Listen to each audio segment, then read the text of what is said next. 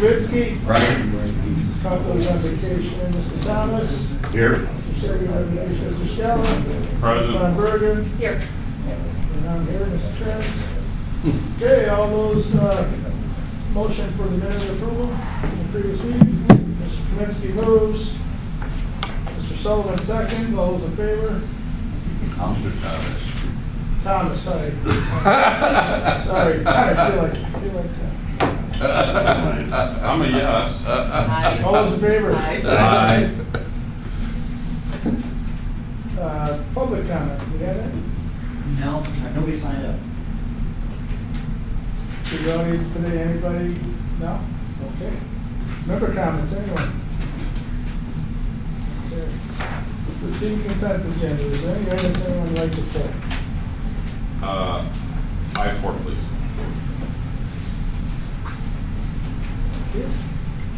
And anyone else?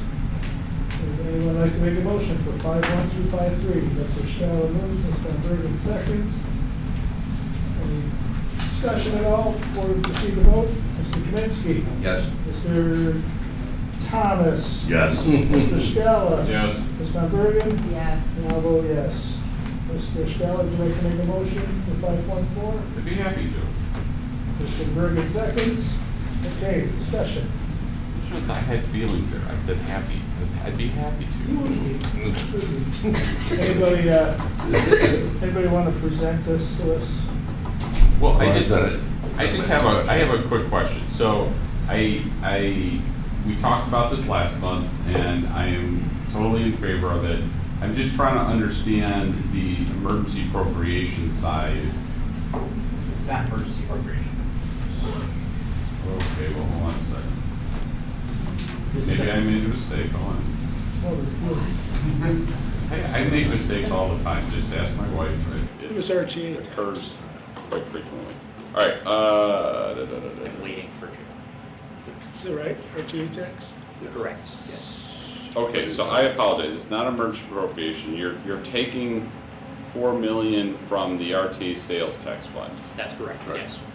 So was that not budgeted? It was budgeted. Yes. That's why it's not an emergency appropriation. So what? I'm sorry. I read something somewhere. Hey, this is like by Mr. Sullivan. Right. In that kind of morning. Could have been. Just a couple days ago, but,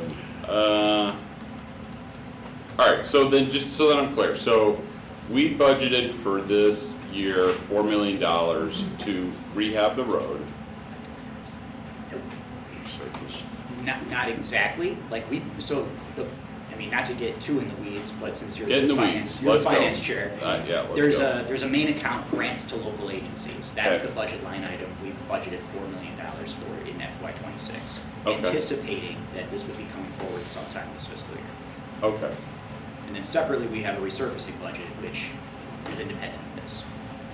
but we are rehabbing the road before we transfer. No, so there was discussion last month about the timing of the maintenance work that would need to occur out there. Right. And who would do it. Yes. I think I had stated a month ago that we were still unsure, or we were gonna be doing it and then handing it over.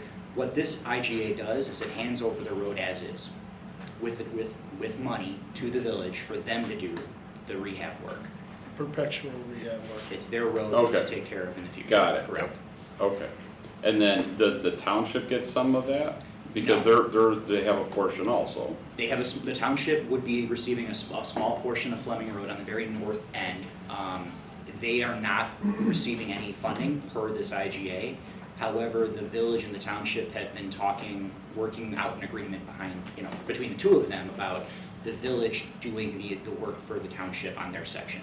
Okay, So the idea is, and what we've been assured is that the entirety of Fleming Road will be addressed in the very near term by the village, all the way from 120 down to Country Club. okay, all right. No further questions. Now, this doesn't address Country Club to 47. It does not. That would be a separate conversation, separate IGA, separate resolution in the future. Okay. So that may not happen? It's up to the county board, right? I mean, we wanted to take it one step at a time. This is the first step. Okay, The second step will come forward later this year. okay. All right, any other questions? Okay. Mr. Thomas? Yes. Mr. Scala? Yes. Ms. Van Bergen? Yes. Mr. Kaminsky? Yes. And I'll vote yes. Okay, we're down to new business, staff recognition. Joyce, the floor is yours.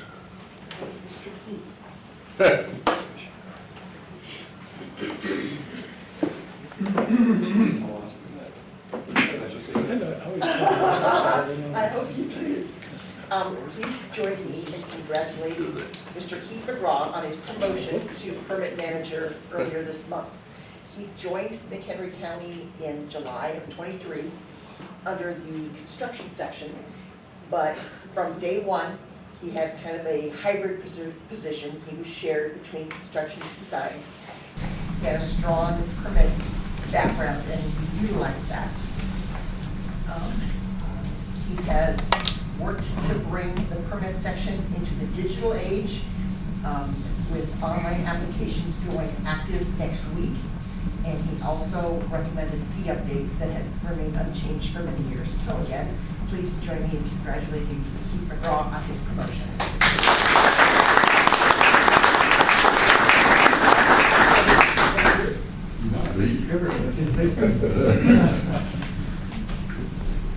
Thank you. Old business staff reports. This room, Yes. Maplewood. Maplewood. Right, so in your packet, I think it's the last page in your packet, there's a letter of intent that was sent to us by the village of Cary, actually late last year. And they are asking for county financial assistance. So they have you guys have probably read the paper, they have what's called Maplewood development. It's both a development and a roadway extension from their downtown connecting with the county road, Cary-Algonquin Road, just south of US 14. What they're basically asking for is for us to help fund the local match on the intersection work at the county road. So this Maplewood extension project is a very large project. They're asking for a financial participation from the county DOT for just our intersection and which is a small component of the overall project. So what's in front of you here today is just basically asking us to say, yes, we will participate. They're going to be applying for grants, or they already did apply for grants, and they're waiting to hear back whether or not they've received that grant. But if you give concurrence, Joe can sign this on your behalf, giving the village some certainty that we are going to cost participate in this project. Rough cost. Say what? What's the rough cost? So what they're asking for, it's been a while since I've looked at this. We're on the hook for 50% of the required local match for the grant that they applied for back in December. So if they get the grant, we're gonna be funding half the local match for this project. And I believe that would equate to,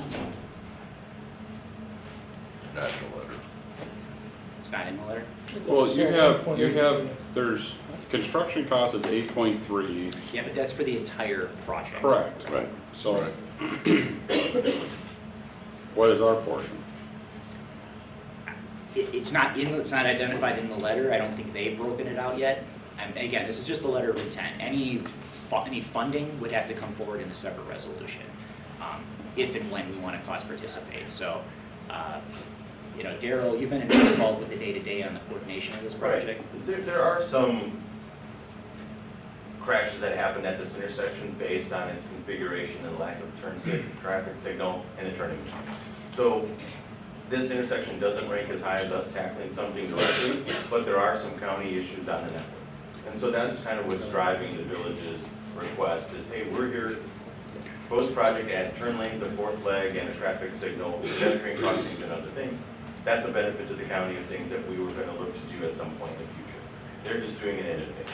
So joining on the match, 50% of the match, and them leading the engineering, paying for the engineering, as well as just doing day-to-day management of the project, is a really good value for the county to participate at 50% of the local match. On the second page of that, the Yeah. second dot point, I was doing some math here, it says the Cary Algonquin intersection is gonna be about 21%. of the 8.3. So Right. you're talking just over $2 million for the intersection work, of which, of that 2 million, 1.8 would be covered by a grant. And then the That's- remainder, a couple $100,000 would be Split 50/50. split 50/50. So we're not talking millions, we're talking in the hundreds of thousands. That's sort of a dollar range to And expect. we're helping apply for that grant then? We, correct, well, it's, yeah, it was a council of mayors grant, so we did provide a letter of support for the village to apply for that grant, since it did impact our road. And the big outstanding question is whether we want to help them fund it, right? But we did support that grant application. And we're not participating in phase 1 or phase 2 at all. No. That was all done, that's already been done by the village at their expense.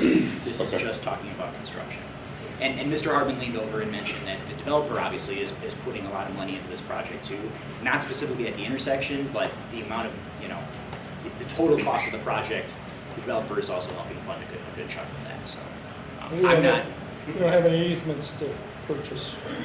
there is, There will be some right-of-ways Yeah. required, and the village, I believe in this letter, also asked for some support for that. yeah, But this is not significant right-of-way, whole parcels, no relocations, things of that nature. So if, worst case, they didn't get the grant, we're talking 1.2, so we can divide that, half us, half them.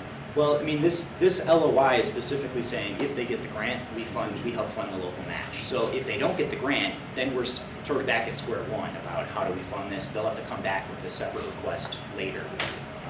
But this sort of LOI is contingent upon them getting the grant, which, to be fair, I think they have a good chance of getting the grant. Nothing certain, but I think it's a good project.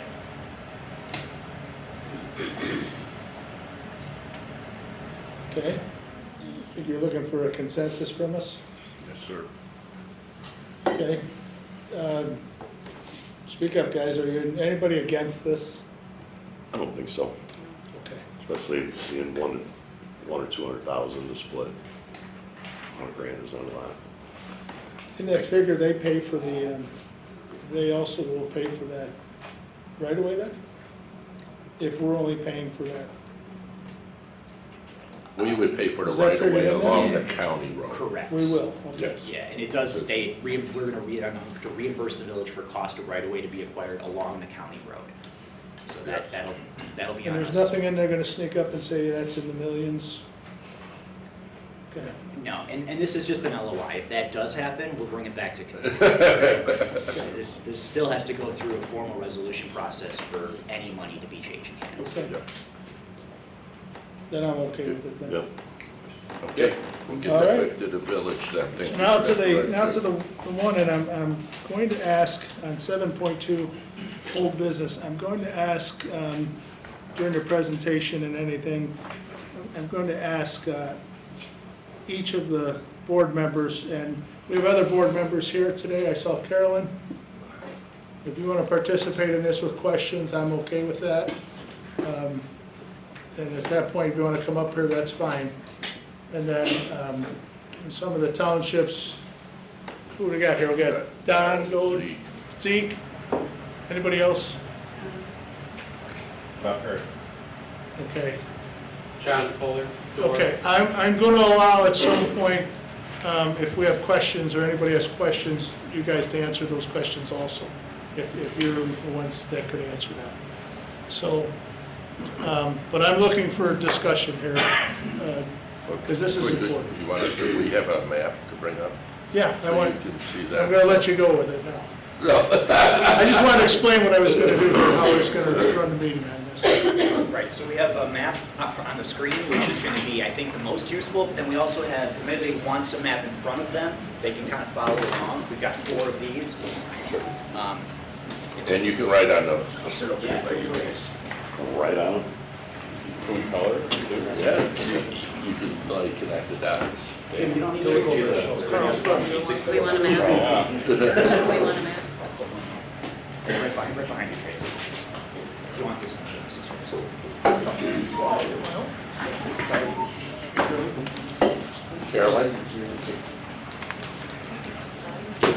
up front. Put this on the wall. Push down. That's a nice map, actually. It's like a bingo card.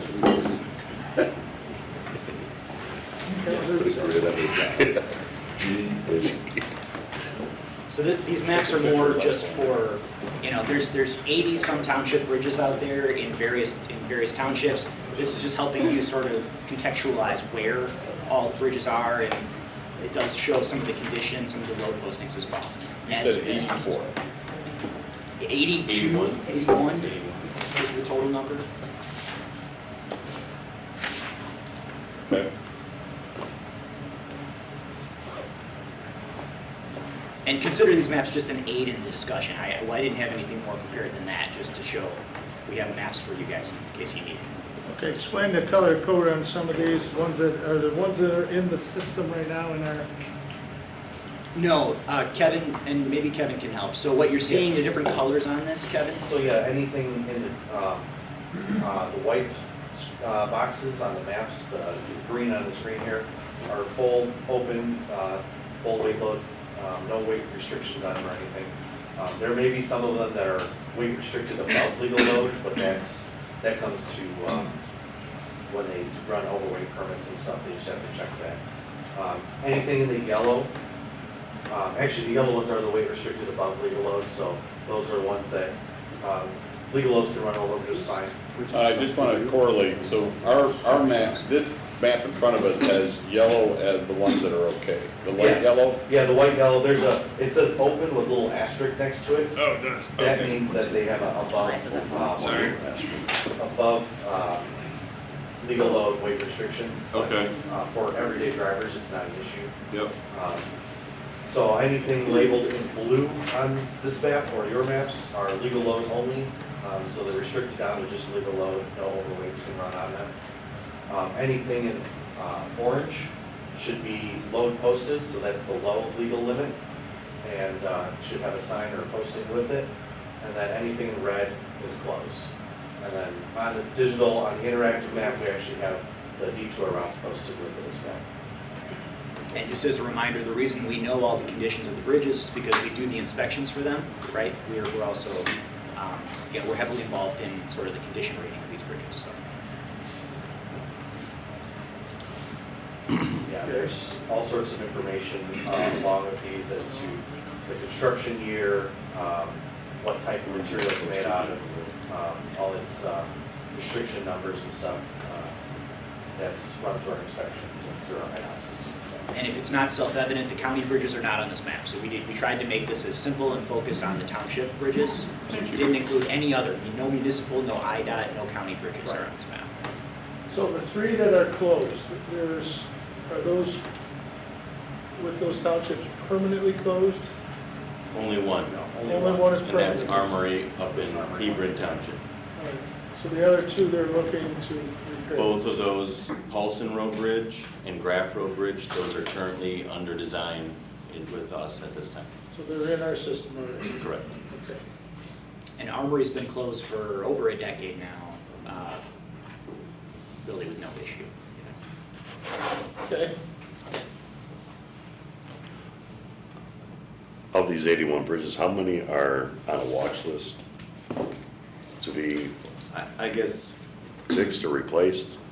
currently we have, I'll say 10 bridges that are in the process. What process? In process of being designed or constructed By us. by us at this time. One of them, we opened this summer, White Oaks Road up in Chemung Township. So I still have it in my list of 10 because we're still doing project closeout with IDOT and the federal process. But it is constructed and open. As we talked about, 2 that are closed, we have 2 for construction this summer, West Solon and Allendale. Those 2 bridges will be under construction this summer. And then we have various ones, 2 with Boone County. They're currently partnering with us on Straight Road and County Line Road. They're helping with those 2 designs. And then we have several others. The remainders are all in our system that we are through different stages of design. But to But answer your- beyond that, yeah. there's another 20 to 30 And I can show you a spreadsheet up here we can open up also. There's 20 to 30 that need to be in the process somewhere in the engineering phase. And to put a finer point on that, I've got 25 township bridges that are either over 50 years old or under 50 sufficiency rating, which is out of a 100-point scale. So under 50 out of 100 or over 50 years old, there's 25 of the township's 81 structures are fitting that category. So those are ones that you might want to start thinking about, at least starting the engineering relatively soon. Start to finish, or just to get to construction, how long does that typically take? A couple of years? 5 to 7, depending on the environmental issues and right-of-way negotiation. Well, permitting, right, environmental, and right-of-way. Those are the 3 wildest timeline cards that we have in the process. Wow. So why don't we move a little bit to going through the rest of those bridges, those ones that are under the 50 and the 50 years old. Description for the members, the newer members, what that means, that under 50%. We already know that it could go, any bridge can go down at any time. Correct. Hans, if you can bring up this Excel spreadsheet that we had up here. Or if it's not open yet, open the File Explorer, the folder, and there'll be one Excel in there. So when IDOT looks at sufficiency. Yeah, Carol, Go Just real ahead. quick, I'm catching up a little bit, so can I just reiterate, 80 bridges in total? 81. 81. 10 in the process of design or construction. Mhm. One of those will be opening up. One's opened up this past year, and 2 more will be constructed this year. Somewhere in Allendale. Right, those are down here, and then so 2 along with, be working with Boone County, and then you're saying 20 to 30, but you said 20 to 30 need to be in some state of design or review. Correct. At least 20 are over 50 years old or under 50 in sufficiency. Yeah. Okay. Mr. Thomas's word that he uses, a watch list, right? Those are Okay. 20 to 30 bridges that were, if they were county bridges, we would have already started engineering. Got it. Okay, thank you, Jim. I appreciate it. You do have the date on there, I was just noticing that. You do have the date on there that they were built and redone also. Yes. So one of those I saw flash up was a 2015 bridge That was the county list, so. Oh, that was the county list. This is the township list, our bridge consultants. So if you look at all these reds, purple had a rating changed recently, and all these red ones have something that's in the 3s and 4s, or has a sufficiency less than 50.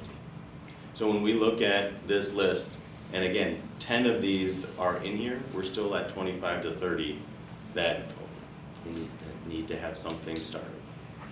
What are you seeing that's wrong with them? Is it the structure below, is it the top? It's a wide range of things. Design Many of changes. them are box beam bridges, which is think of a big concrete rectangle with holes in the middle, and they set several of these next to each other. Those tend to get water infiltration and crack, and then all of a sudden the bottom strands of steel go, yeah, we don't like this anymore. And then they'll start to fail rather suddenly, not that they completely collapse, but the strands sort of pop suddenly and unexpectedly. Are any of those, can we repair versus complete replacement? We haven't analyzed all of these. I mean, with the way that the program is, we can certainly look into those things, but we haven't done that unless something was of more impending nature. And we'll use Vandekar Road Bridge up in Hebron Township as an example. IDOT came to us with their inspections and our Willett Hoffman inspections. You have to do a load posting and take traffic off of a beam. And that was not on our radar of any of these that were of grave concern. When those conditions came up and the type of traffic that's out there, we evaluated that. What was the abutments, the substructure of the bridge, was it sufficient to be able to do a deck replacement, and then we have to analyze the hydraulics. With today's design standards, we have to look at the hydraulics. If the water stays below the bridge enough, we can do a deck replacement. If hydraulics say that you're too close to that deck, then the whole structure has to come up. Vandekar was a good example of good abutments, low water, we could do surgery and open that bridge up much quicker and simpler. Not all of them have that, but we haven't cross-referenced all of these to that. Okay. You know, another reason of discussion for anyone not familiar with this is the discussion is leading to is how do we continue, since we took our, you know, our levies with our matching funds was basically taken down to zero. And that was $4 million a couple of years ago, and in that fund, and now it's down to nothing. Nothing. So, you know, they've given that levy up. Transportation has given that levy up to help the general fund, basically, and everything. So this is where the battle's been on the floor in the board meetings of, you know, transportation's given a lot to maintain this low levies. But where do we go here? Because we have township road bridges that we had been assisting with and helping. And we are the only county in the state of Illinois that does this, except for Will, you said. Will has a program. What Will County does is they tell the townships that if they ask the county for help, Will County will split the local match on federal bridge projects. So if the bridge is $5 million, there's a $1 million local match, $4 million federal.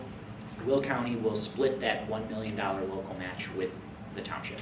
But it's the township's bridge project. They're the ones leading the engineering. They're the ones doing all the project management. They just, at the end, they ask Will County for financial assistance, and Will County cuts them a check. That's very different than how we've historically done township bridges. So that's the only sort of comparison within the state of Illinois that I could find. And one of the concerns is our rural townships, they don't have the tax levy to support this. How do they pay for them? Or do they just close bridges? So that's one of the options out there. So being the history that we've assisted, we need to figure this out. Because if we're not going to assist anymore because we financially can't assist, you know, with the state's unfunded mandates sucking off money off of the county, and then the several board members trying to or insist that when we have RTA funds that can be used for safety projects, that we pay for squad cars and cameras and radios. That was our last battle, was the radios and that. If we keep drawing down the RTA, they say, oh, we got all kinds of money in the RTA fund. But at some point, you won't have all that money in the RTA fund if we continue to draw it off for those other reasons. So that's personally my disagreement with our board, the way we're operating right now. That's my disagreement is we're sucking away from transportation. And someday that's going to come home to roost here, being closed bridges and safety issues that we're going to have to put off and delay. We just saw in our last 5-year program, we took items out of the 5-year program and either delayed them or took them out. So we need to come up with a solution, but we also need to figure out with the townships, and invite you guys in anywhere to raise your hand if you want to make any comments here. There are some funding options for them that some aren't aware with. We have to figure out how we can educate our board and educate the township road commissioners and full trustees on the township side of their funding mechanisms possibly they can have. The one was that bridge levy. Explain that, Scott. Yeah, so the state law allows townships to levy what's called the joint bridge levy. The rules behind this though are, the township needs to be maxing out their existing road and bridge levy. And if they're maxing out their road and bridge levy, which is how they fund day-to-day operations and everything else they need to do, once they've maxed that out, then they can levy what's called the joint bridge levy, which is 0.05% of EAV, or they can go to referendum to levy 0.25% of EAV for a period of time, 10 years I think it is. What was the second one? Which is the one that By referendum, they can go to 0.25%. And what that money is it allows them to petition the county to split the cost of a township bridge project using our bridge fund. So the bridge fund that we just talked about, that's now at 0, we could use that fund to match the townships who use their joint bridge levy to sort of, and I don't, we sort of had a discussion around what percentage split. I think the state statute might be nebulous enough where the split could be 90-10, 50-50. It really depends on what the township has available and what the county has available within its bridge fund. So that is an avenue that the state of Illinois gives townships to seek financial assistance from the county. But there's complexity because I don't believe any townships are maxing out their current road and bridge levy. So that would be step one, and then on top of that, the county doesn't have any matching funds in our bridge fund to be able to match their funding. So there's a couple issues with that, but that is in state law. Well, and one of the points about their road and bridge levy, that the townships have, the money they collect, if they're in a municipality, 50% of that part collected from the municipality, correct me if I'm wrong, guys, 50% goes to the municipality that they collect. So if they have a $2 million levy, $1 million of it goes to the municipality to fix their roads. So they don't have the access to that money, even though it's part of their levy. Well, one caveat to that, if a township was fully incorporated by a municipality, that would be the case. They would get it all. But they would I said, to clarify, I said the portion that's collected Yes. from Correct. that municipality would go. You know, So- one at Algonquin, Yeah. Don, you might You want to gotta clarify. also take into consideration when he's talking about maxing out our levy and road and bridge, it would take years to max it out because we're a capped county. Yeah. Meaning that we're only allowed a CPI or new growth in order to capture. So most times we only capture max probably 2.8% of 80% of what is available. And that would take years in order to get enough money. Because these bridges have went from maybe 8 to 10 years ago, from 900 to $1 million, to now they're $5 million. So inflation-wise, there's no way that the townships can keep up with that rate. The county has been very kind in helping us out all these years, but we understand that they're underneath, financial constraints too with the way things are going. So all of these ideas that Scott has are very valuable in order for us to gain funds. But the main thing is we're gonna have to go to referendums. What's the chances of a referendum passing? Some good, some bad, but the whole tax burden eventually, no matter whether it's countywide, raising levies, or township level, it's all gonna come back onto the taxpayer eventually in order to fund these bridges. Thank you. Is that secondary, they're not maxed out, but is that subject to the municipality portion also? I don't know. I'm not sure. Okay, That's something we could look into though. all right. Can you clarify that again about the municipality, because you were saying something about they had to be fully incorporated? No, so the portion, and maybe Don is a better explainer of this, it is complicated, it's very complicated how this works. So if you have a township that doesn't have any municipalities in it, we've got a couple in McHenry County that don't really have any municipalities. There's none of the road and bridge levy go to a city in that case. But a township like Algonquin that is almost fully incorporated by municipalities, whatever their road and bridge levy is levied from properties that are incorporated within a city, 50% of that goes to that city. So if you live in unincorporated Algonquin Township, none of that goes to a city because there is no city for it to go to. But the portion, if you live in Crystal Lake, in Algonquin Township, half of your road and bridge levy that you pay in taxes go to the city of Crystal Lake. And that's all by law. I mean, that's how it's always been for township levies. Easy way to explain it.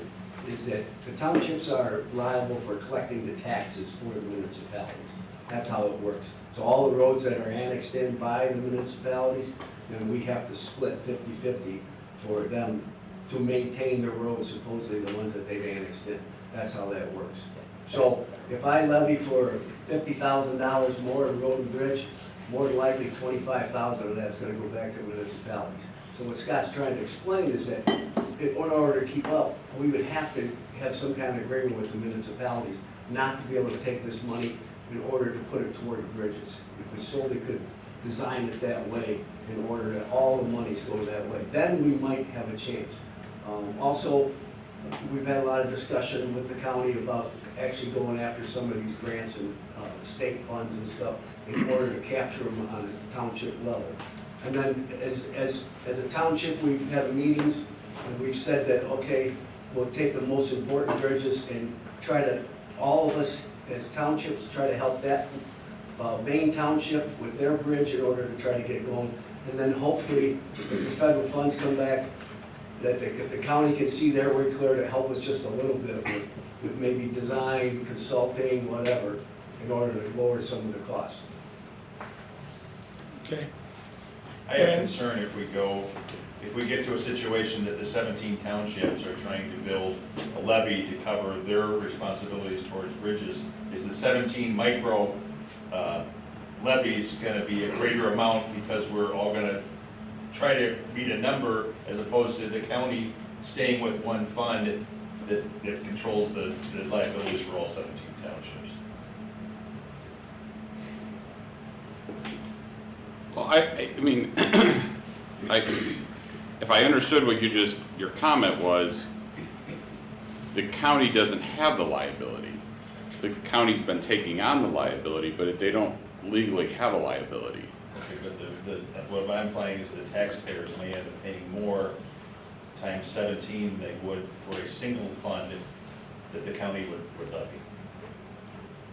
Well, the dollars to replace the bridges are still the dollars. It doesn't, I mean, you're not getting taxed more for replacing stuff you're not replacing. So, I mean, I don't know how that would be true, I guess. Well, as I listen now, I think that's something that maybe my end of bridge is actually pretty well off. I only have one. I should start thinking about how I'm gonna start putting money away or levying at a higher rate in order to start building a fund to at least get started with engineering and stuff like that as I'm looking forward. But really, if it's the county-wide level, I stay out of it for 10, 12 years, and the guys that are hurting are the guys that should be out in front right now. Well, They obviously will never have the money. Well, right, so I think in your particular case, I think that would be a wise move, right? To start saving for future needs of that bridge. We don't know whether the match will come. I mean, right now, there is no match going forward, so, you know, if you have to replace that bridge, and let's just say in the future that bridge is $7 million, then yeah, that without a match, you're gonna have to somehow come up with $7 million. And if your bridge is in good condition right now and you anticipate that it'll be 20 years before you have to do anything with it, and I'm assuming you do maintenance along the way, then that would give you adequate time to do that. I think the concern is the townships that have a whole bunch of bridges that don't have the resources and never will have the resources to try and figure that out. I agree. Okay. And I think the problem is that the board, our county board, the way we've been doing things as far as our levies and shifting funds between levies and minimizing levies to try and reduce property taxes is setting ourselves up in the future, not currently, but setting ourselves up in the future to have a lot of townships that will be in a horrible position of either having to close roads or at minimum restrict their bridges and eventually close them. And you know, I think the motoring public it's more of a pain in the ass for them versus a problem, but for the farmers and for emergency vehicles, that's a real issue. we've talked about, we've had emergency closures of bridges and farm implements having to go miles out of their way just to get to a damn field, and I'm sorry, if I'm having a heart attack in a farmhouse somewheres, I don't want the ambulance to have to take 12 minutes to go around to try and get to my house, that's not, to me, that's not right either. So, I mean, and that's why, to me, this discussion is important at our level, and it's a realization that, hey, we may not be legally, financially responsible to the townships, but I think it is our duty as elected officials to try and work on a problem that helps the whole county. And we can't just have our blinders on and be like, well, I only give a shit about my taxpayers in my district so I can get reelected. That's a very short-sighted position. And that's where this discussion, why we're here today, exactly, because we have to as responsibly figure this out.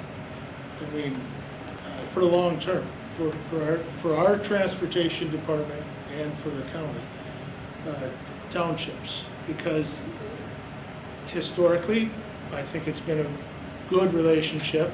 It's worked very well.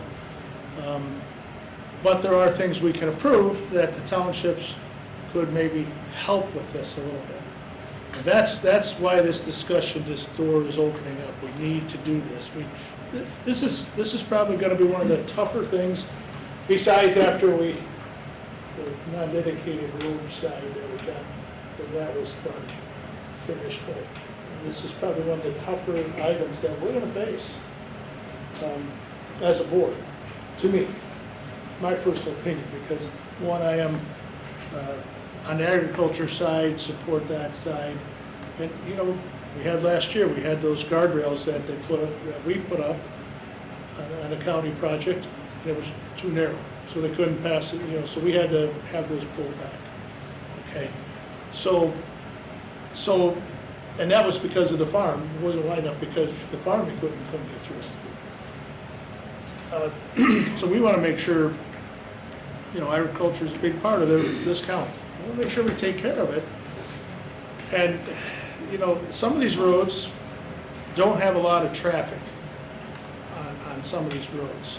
It's not a lot of traffic. So that argument that I've always thrown out there personally in the past is that people are traveling through.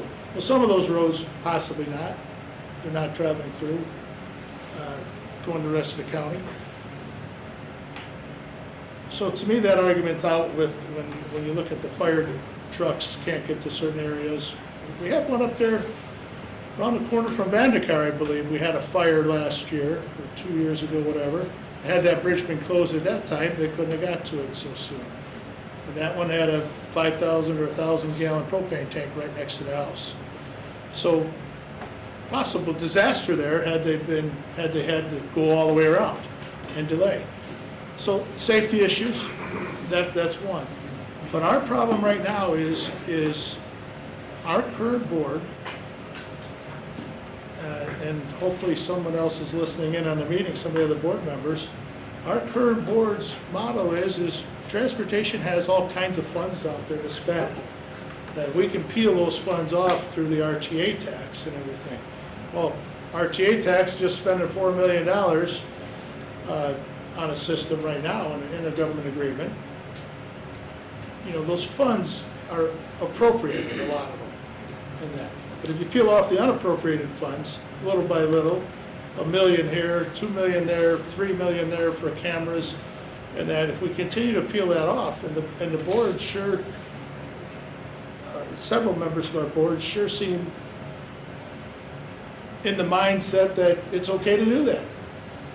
And we've got to figure out and educate ourselves and the board how this is leading to disaster. I agree with that statement that there are several board members that do think transportation has all of this money. They don't realize what it's earmarked for, and I feel like transportation needs to, I guess, better communicate that. have a list that says, no, we don't really have $50 million. You know, 90% of that is allocated already. I think that would help with that part of the issue and people thinking that they take from transportation.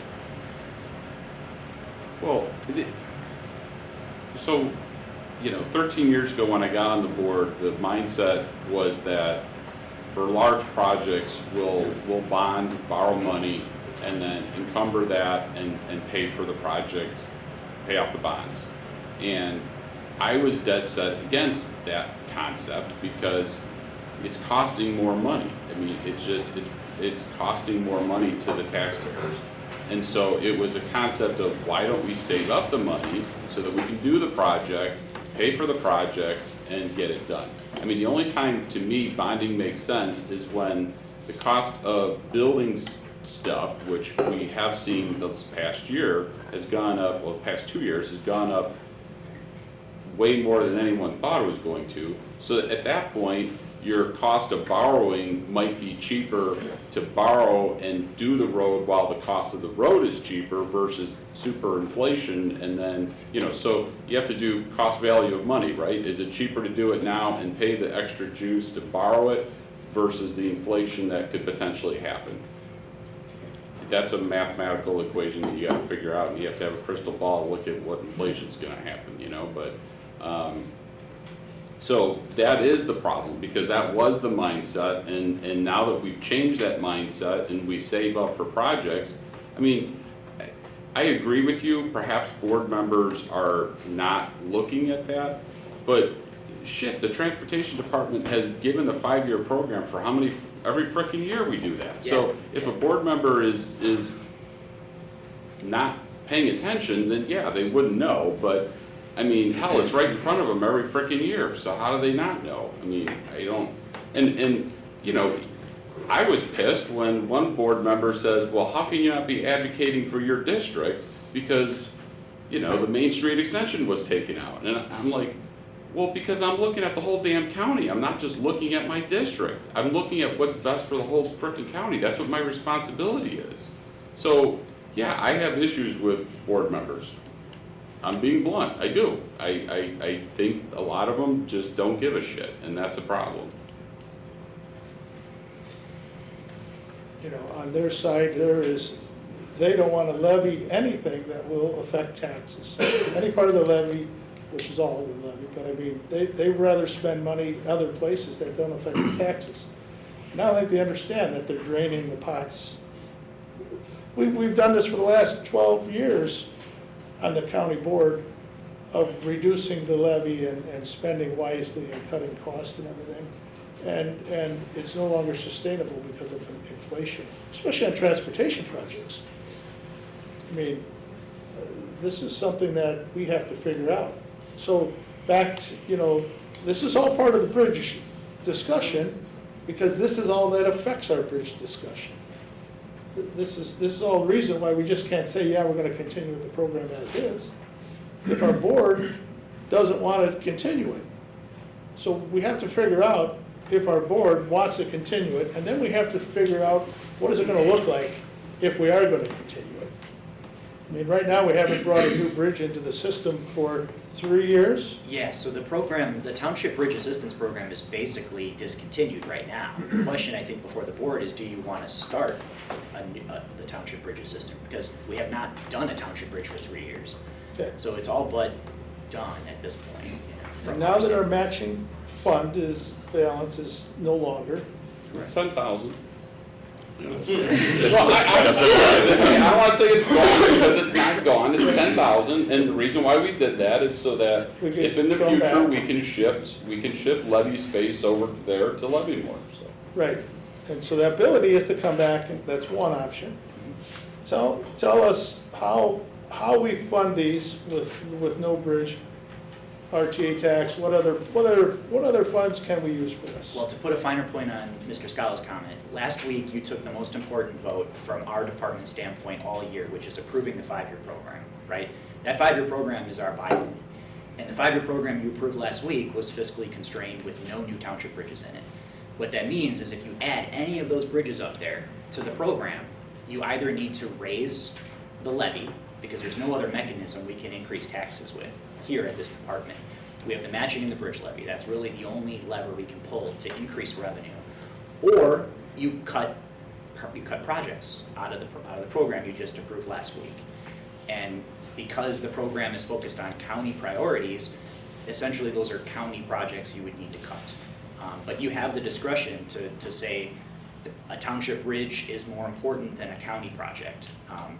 But we would just need direction on that. Well, but again, it comes, to me, that the 80% match is critical. Because I don't think even the county has the dollars to be paying $5 million outright for a new bridge. You know, it's a little bit different when you only have to pay $1 million versus $5 million. So even if we were bringing in other township bridges, right now, we're basically between us, the township, and whomever else is taking the full burden of that. And that's definitely not sustainable.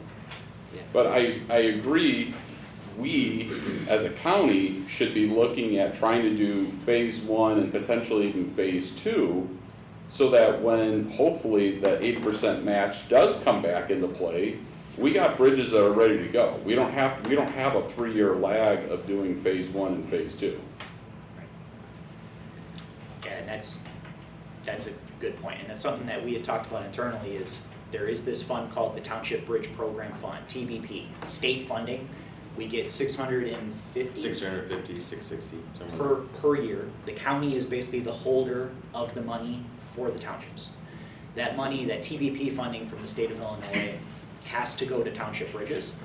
And $650,000 isn't gonna get you much, but it could start some engineering work on some of the worst township structures, just to get that pipeline flowing again, so that when federal funding does come, we are at least positioned to go after federal money for construction, which is the big cost, right?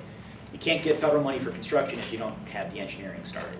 That's kind of how typically things work in our industry. So we would allow the townships, maybe as a whole group, to pick those bridges that they would want to start engineering on, that they could spend that $650 every year? Yeah, I mean, it's essentially, it's their money, we're just the holders of it until there's a project identified, right? Do we need resolutions for that? No. That can automatically, so we don't have to go through the board or anything on this? No. That automatically is done? Okay. So out of the $650 per year, how much is sitting there? Are we pushing that out every year? We've been pushing it out lately, but, and you're able to carry forward a balance for, I think, 5 years, after which time you start to lose it if you don't spend it. So within a year or two, we're gonna need to start really, we can't just accumulate it forever. We need to start identifying projects to put that towards. But we have something other than just above the There's a $650. balance. Yeah, there's a balance. Excuse me. Vandekar Road Bridge in Hebron Township was a good example of the county partnering with Hebron Township and utilizing county dollars up front because of the timing, and then using TBP to reimburse the county back for it.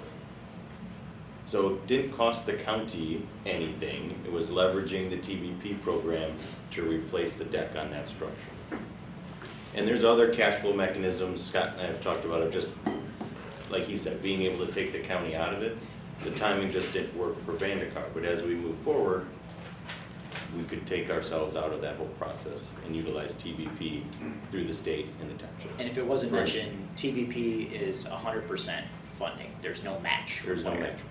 As of 2019, I think that was the change in law.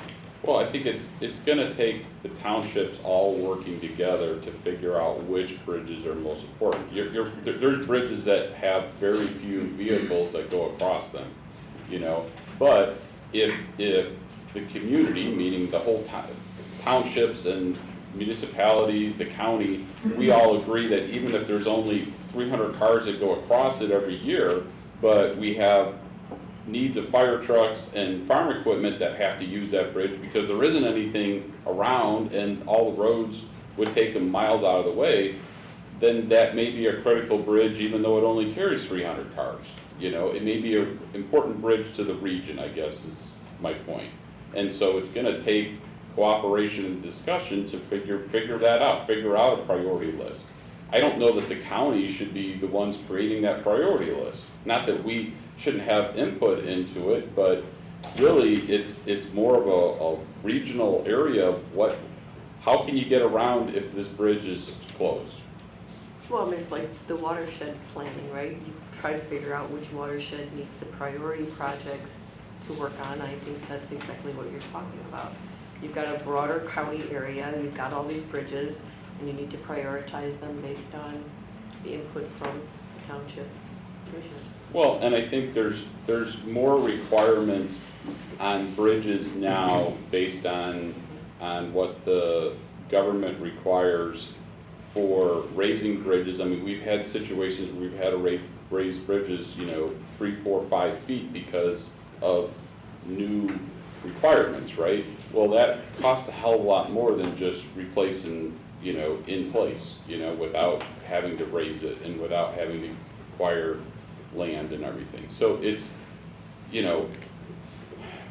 not that I'm trying to skirt the law, but really, I don't need to build a superstructure if I don't need to build a superstructure. If I can replace in place with something to get by for a short period of time, or repair or whatever, not that I don't love the Army Corps, but it's like, I try and do what we can, again, not defying the law, because that's gonna get us all in trouble, but not doing something grandiose just because we can.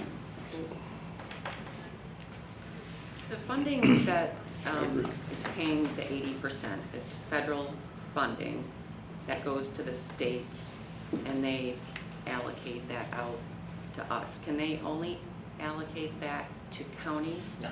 Or, I mean, could the townships apply for that? Would they have a better chance of getting that money than we would? In the rest of the state, the townships are the one that apply for those funds through the state of Illinois. Like, they apply to IDOT for the bridge money. So is there any way that we could help the townships with that grant writing process?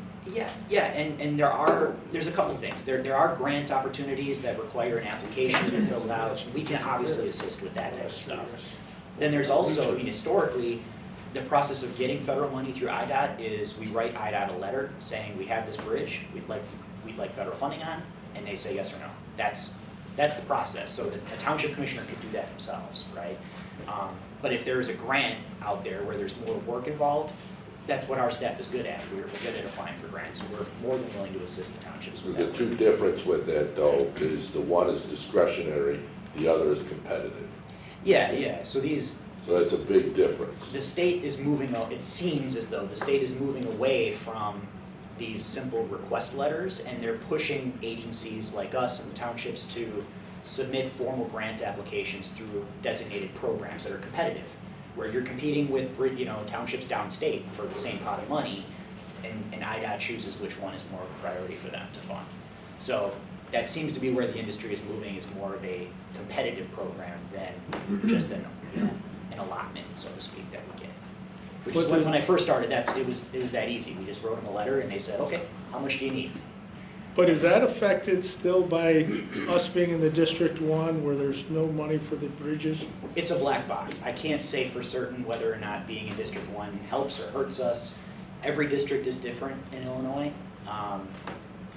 It seems as though other IDOT districts have more success getting federal funds, but I don't know. I don't know how to answer that question, just because It's not an apples to apples comparison. Right. District 1's needs far exceed the rest of the state, Right. period. But they have all the money allocated for other projects. Different things, and it depends on what the sources got. So let's say if there's a district down south that may not use those, I don't think they're transferring those over to District 1. No. They're saving them up, they still have future needs. Again, this isn't a dollar in, dollar out, and what I mean by that is a fiscal year. A lot of people look at it as this nice 12-month window. Transportation projects don't happen that way. They're over multiple years, so to Chairman Scala's point with some of that. I'm not sure. Well, I'm that's just a board good member, meeting sorry. today. And then, you Finance have chair. to save up for some of these when you go with them. Anytime you go for something competitive, you gotta show you can come up with the local match. Otherwise, your project's not gonna be successful. And one more thing to Ms. Von Bergen's question, we've got a lot of needy municipalities in McHenry County. They have bridges that they apply for themselves without our help. They've been doing it for years. Right. And some of these municipalities are more needy of funding than a lot of our townships are. And they find a way to get their bridges funded through these various grant programs that IDOT has. So it can be done. Yeah, and I think that's another good point, Needy Township, we were just talking about this with Don and others with that. We know that there's a lot of our townships, especially on the west side, that are very needy. But if you wanted to do it in comparison to the rest of the state, not one of our 17 townships is a needy township, right, Don? And there's a lot. When you see the list. Based on the formula. Based on IDOT's formula, and there are a lot of them in the rest of the state, we just don't have any in this county. Carl, you had your hand up for a long time. Expanding upon Mr. Sullivan's, what he was talking about is one of my pet peeves.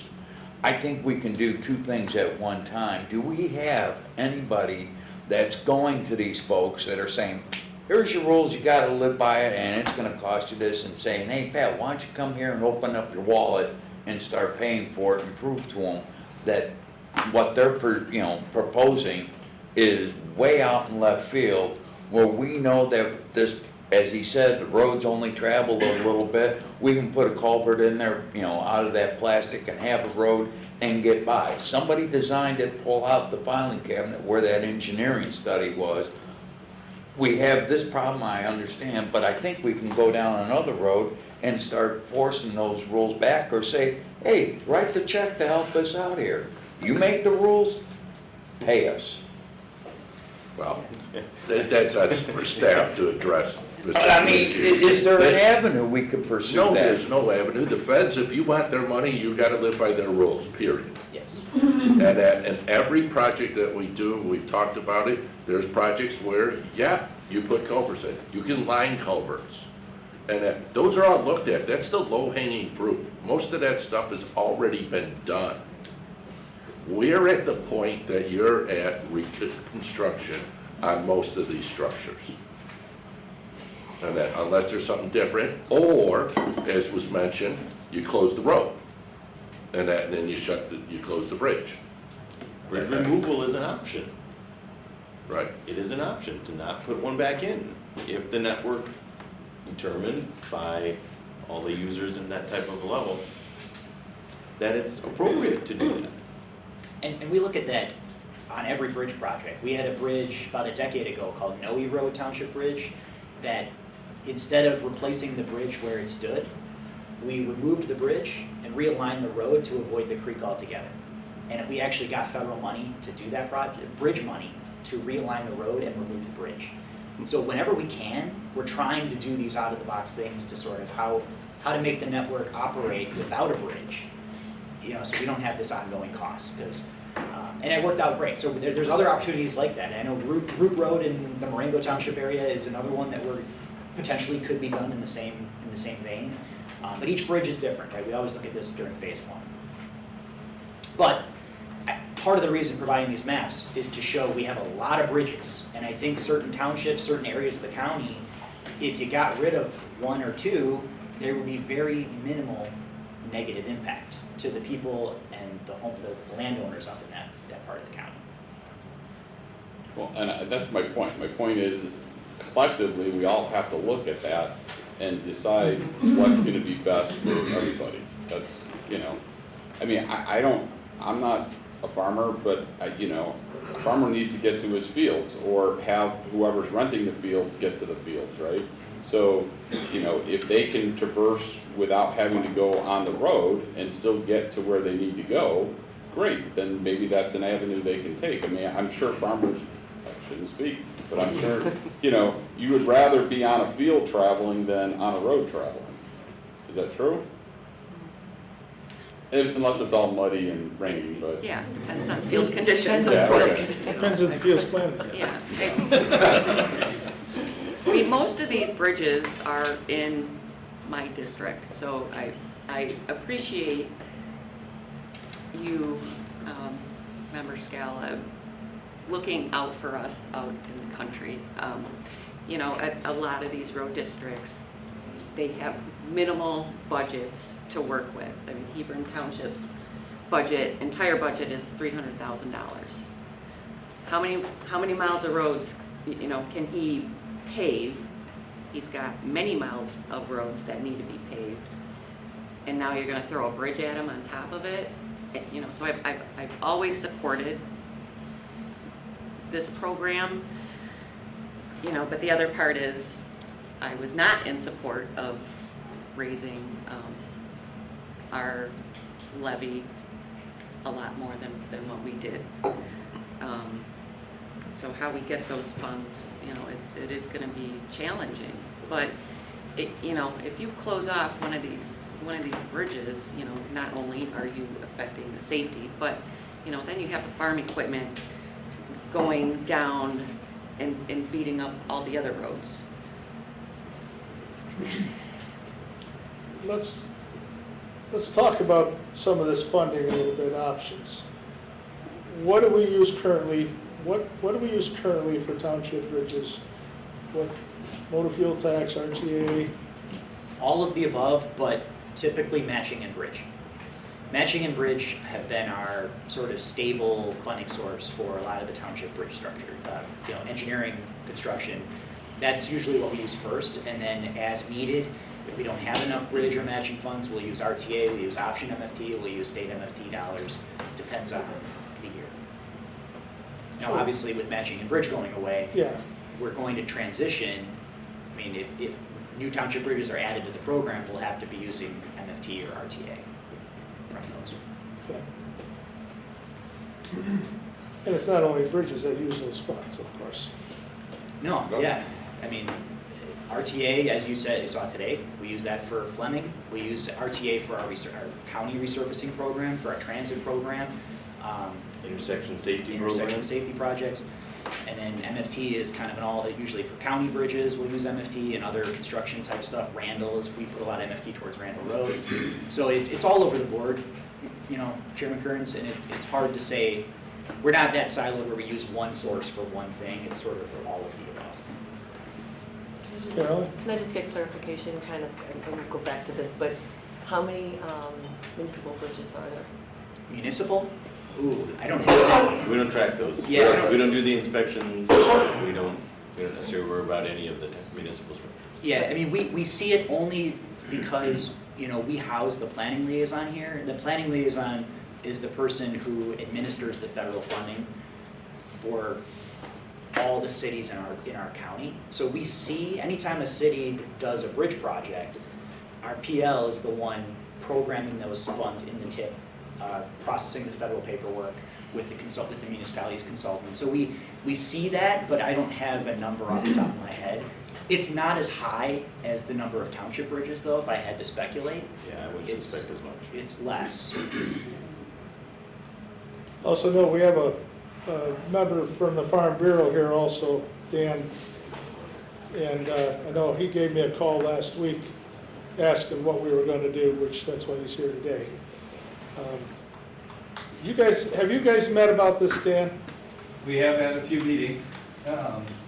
Obviously, as I already mentioned, this is a big concern because most of our membership is using township bridges to do their job.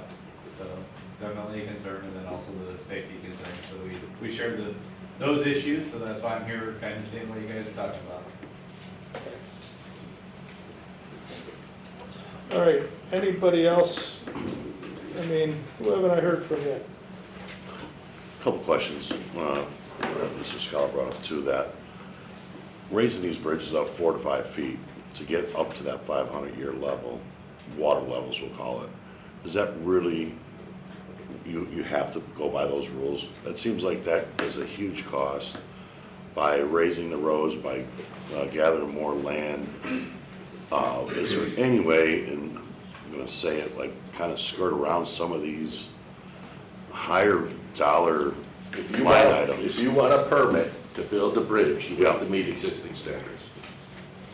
And that's the existing standard right now. So there's no So way. you're not gonna, so it's Army Corps of Engineers, you're not raising that, as Darrell was saying, with they're not gonna give you a permit to build it. It's as simple as that. So how far does that go on the repair side of it? Culvert, one of those questions came up. Can you tear a culvert out and put a new culvert in? Not if you're replacing it, if it's considered a bridge. If you have enough culverts of a certain size paired together to tip that threshold, it's a bridge. And IDOT looks at those bridges every 2 years or every year or shorter distances of time based on their condition. So if you go out and you had a really bad culvert, and then all of a sudden the next inspection gets reported to IDOT and it's brand new, how did that happen? And then what happens, IDOT's big stick, if you would, is money. And as county, as a bridge program manager for all the townships and the county structures, we can get rolled into it too. How did you not know this? And they can take MFT away. They can take those funds away from you because they should have known better and somebody should have said something. Okay. That answers that. But the hydraulics is a big thing, and it's recently changed, Paul. Like, Yeah, it just, went it's, from these are crazy. rainfall intensity was here, and as we look at how climate is changing in different areas, they've forecasted to be higher intensities, which raises the water levels. And when you build a piece of infrastructure that's supposed to last 75 years, you kind of want to look further down the road. Sure. And that's what's driving these efforts. Anybody tracked how many times they've been wrong? So, that's not for us to decide. I won't be here in that 500. But, point of clarification on our 10 bridges that are in the thing for everyone, point of clarification. Those are in the match already approved for funding. The federal, we have federal funding on almost all of them? On all of them, all of them, because we haven't brought a township bridge project in without federal money. Graff Road being closed was kind of the end of the discretionary fund window that we gotten any of that money. Jim's question is do these 10 bridges fall underneath the old program where we're covering the 20%? That's been the process we've been Right, moving forward. that's Yes. the 20% and we have 80% commitment on it. Yes. But to Darrell's point, we have added county structures to the program that are 100% funded by us, because there is no federal funding currently today for some county bridges that we're doing. So, we've continued to add county structures with or without federal funding associated with them. We still go after it if we can. Well, let's skip to that right now. How many bridges do we have that you see coming forward that aren't in our current system? And realize one could fail at any time. Township structures? No, county. Counties. County? Do we have any other We have ones that two- are coming up? We have two structures sort of coming along the pipeline. They're not critical that we see, but they are to a point that they need to have engineering started. Down in Marengo is one. What's the other one, Sammy? Maple and Lawrence. And Lawrence, up near Houghton. Think of that as maybe one county structure per year. We'll be adding, we'll be starting engineering on a county structure a year for the foreseeable future. That's been kind of standard for us. And that holds you to a rough ball on those two bridges, what it would cost us to replace those? All in from engineering and construction, you're still in the $3 to $5 million range. Okay. Because they're culverts right now, so that means that you're shorter. We're not starting with an 80-foot long bridge that's gonna end up to be 120 or 130 feet long. So we're starting with smaller structures, which brings that cost range down. And those bridges are not in our 5-year plan right now? We do They have are in them. our 5-year They are. plan? Okay, so then the funds will be appropriated toward that? Right, Okay. Right. but without discretionary IDOT funds for Right, federal, right. as Scott was saying, these are all 100% locally programmed with county money. So we'll be using a Unless fuel. opportunities open in the future for us to apply. Which is where we're going, Chairman, a lot with the fund balance. Okay, every year, as Scott alluded to, our program is fiscally constrained. We update what those cost estimates are. As those cost estimates go, less money that's available. And we know that's never gonna be cheaper than today. So how do we, we're sitting here, Carolyn's the only other board member here that's not, and two of our board members are missing, or committee members are missing right now. How do we get this education through the rest of our boards so that they actually understand it better? Because it's kind of been my argument on the floor a lot is we don't understand what we're actually doing here to take away our funds that we're, like on this RTA tax and everything, what the consequences are. How do we educate them? And the other side of the education is on the township side, knowing that you've got the township is the road commissioner side and then the township side, and they don't always agree, right? Especially on your budgets and your spending, but how do we go about that education to our board members and then township trustees? Is there a possible program that we need to have in place, or I know you guys go to township road commissioners meetings and that, but how do we educate these township supervisors and the rest of the crew, the trustees, that they need to support their road commissioners a little more on their bridge and fund and possible levies, because they've got a battle there also. Am I correct in saying that, the way I say that? Yeah. In some townships, yeah. I mean, some of them just want to cut levy every year and that, and yet the township side could assist the road side possibly when the township side has a super amount of money available and the road sides don't. Scott, I think you mentioned that one time about, was it you? No, I think one of the commissioners. One of the commissioners. Is there, what is the, without crossing fund balances, what is it that the township side could do to help the road commissioner side? Now, unless I look it up exactly what the codes say, but there is formulas that are used throughout the state that if the township has excess funds, that they can transfer some money over for a project into the road district. Okay, but that doesn't happen on a lot of them, right? No, it's a power struggle as usual between two government entities, which are separate. Township and road districts are separate entities completely. So is it You got the same possible? battle, Jim, that goes on in your county board. They want to try to save funds, they think, save the taxpayers' money, and the highway commissioner says we have these needs, and they don't agree on that. So in order to raise the levies to the max, which highway commissioners can raise the levies as much as they want, but it also has a detrimental effect to the highway commissioner getting reelected again eventually. So, I mean, it's kind of a sharp-edged sword, double-edged sword that can happen to you. Right, and I guess I'm thinking out loud here when I'm asking this, is there something we can do besides come to the road commissioner meeting that possibly, and I know it's a lot, maybe time constraints are gonna affect everyone here, that maybe we don't have that timing to be able to go to those meetings to actually start to educate your township side, your board side. I know, coming from the township side, that they don't understand it themselves, a lot of them, that they could do that. Or maybe they just don't want to look at that they could do that. I don't know.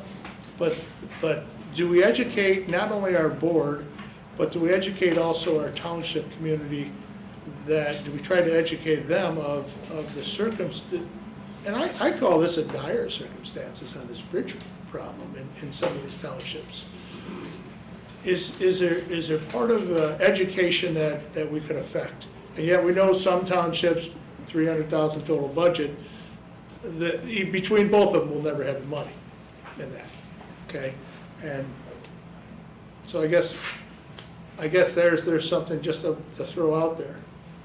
I guess, Jim, the way you presented it, as far as the safety issue of the bridges and stuff, like getting to one side or the other for emergency vehicles and GPS-wise and stuff like that, meaning that GPS sends you down or whether the bridge is closed or not, this and that. I think those are enough factors that you present to the township side and say, listen, This is dire need now, you know? No longer can we worry about whose name is gonna look better here or there. It's the bridges that are the concern now. And if your township has 10 bridges in it, then it's a dire need, you know? And it has to go forward from there. And the highway commissioners are just gonna have to go ahead and levy to the max and see what happens to them after that, because you can't worry about getting elected next time if you got 5 bridges that are shut down, you know, and you won't have a job anyway. Right. You know, because they're gonna look at it that way. So I guess your point to what, how you presented it right there is the way we have to do it. That is a dire need. No longer can we just keep pushing this, you know, underneath the carpet and saying, oh, the county's gonna take care of it for us. But it doesn't happen. But as far as the highway commissioners goes, you know, for years you guys have always taken care of it. So we always had $10 over here that knew that we could take care of it. Now that $10 is turned into $1,000 that we're trying to chase in order to catch up, you know, because we've never had to do this before, you know, to fix bridges or anything. So Right.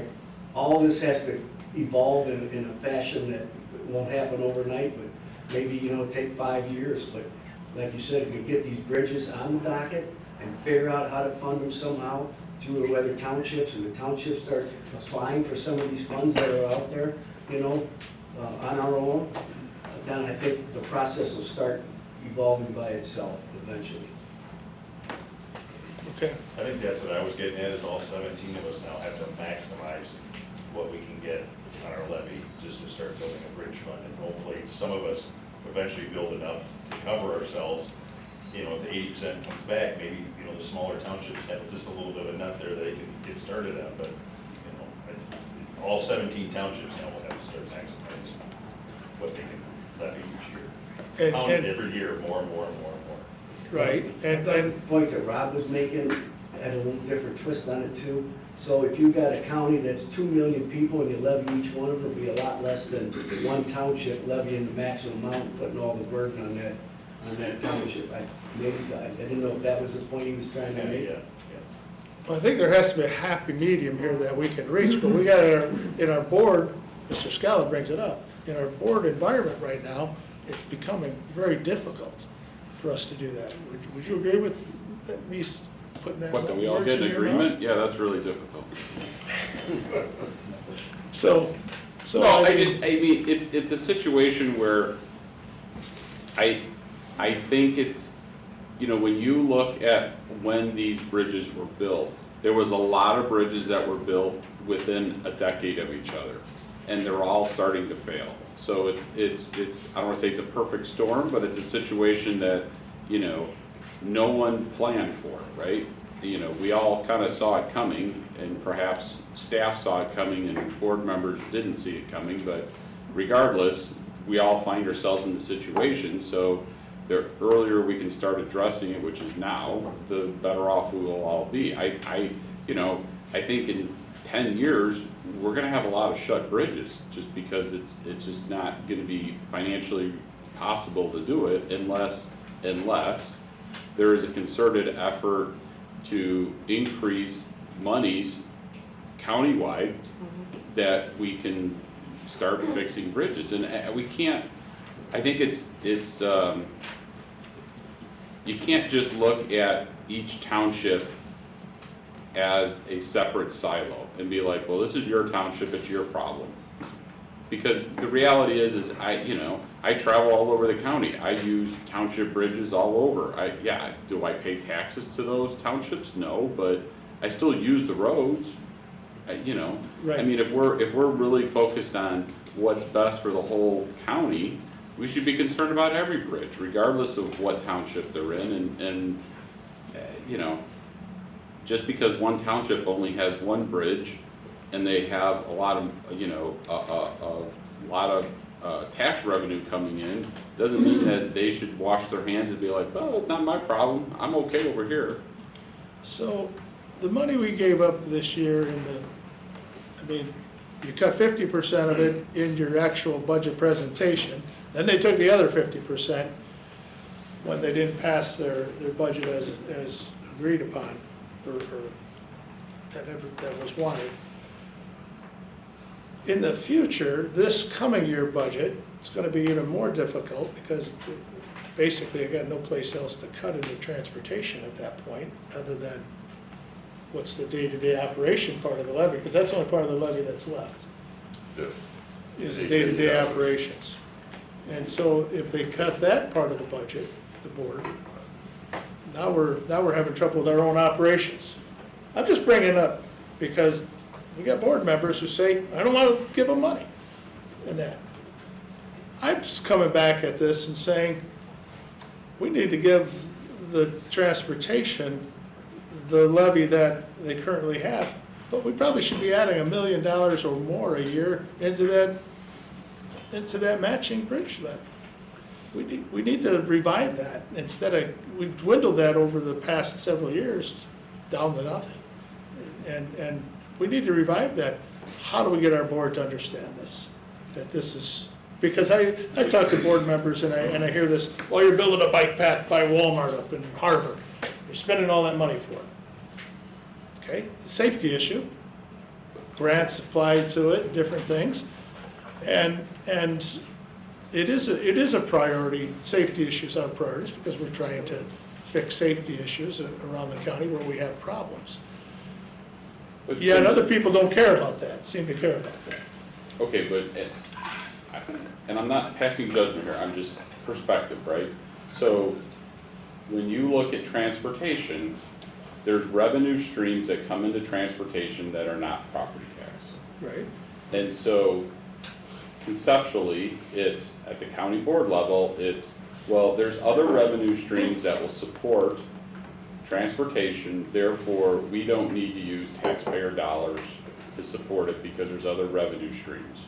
Where in other departments, there is not additional revenue streams, there is only property taxes that can support it. So there is a likelihood on the board level to support ones that don't have other revenue streams. Regardless of where that money is going to and how it's being utilized, it's looked at as they're getting money from other places besides property taxes. So when you talk about how do you educate, it's not about the education of what transportation is doing with their money. It's about where the revenue comes from and how it's being spent.